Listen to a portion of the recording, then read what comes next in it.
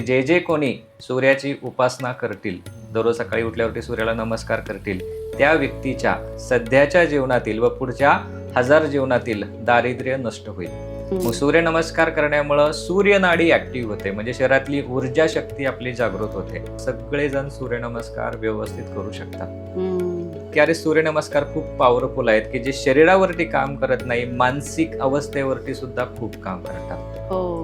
की दररोज भानावर येऊन जगणं, सजगतेने जगणं म्हणजे सूर्यनमस्कार, म्हणजे सूर्याची उपासना. सर, सूर्यनमस्कार हा जिमला पर्याय होऊ शकतो का? स्त्रियांसाठी ना सूर्यनमस्कार वरदान आहे. टेन्शन येतो आणि प्रेशर येतं. ओके, ताण आणि दाब सगळीकडे येतो.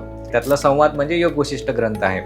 तर त्यांनी 18 उपाय सांगितले. त्यातला एक उपाय खूप सोपा उपाय आहे. ज्यावेळेस मन अस्थिर होतं, राग येतो, टेन्शन येतं, त्यावेळेस काय करा, दीर्घ रेचक करा, म्हणजे सगळा तोंडाने श्वास बाहेर सोडा. बी प्रेझेंटच्या जगामध्ये वर्तमानामध्ये आणण्यासाठी श्वास मदत करतो. पहिला नियम म्हणजे उषापान. सकाळी उठल्यानंतर 2 ग्लास पाणी पिणं. उठल्या ब्रश करायची पण गरज नाही. ब्रश न करता पाणी प्या. सूर्यनमस्कार करणं कधी पण चांगलं आहे. एवढ्या गोळ्या खाल्ल्यात ना, म्हणजे एकदा सूर्यनमस्कार करून बघा, काही दिवस करून बघा.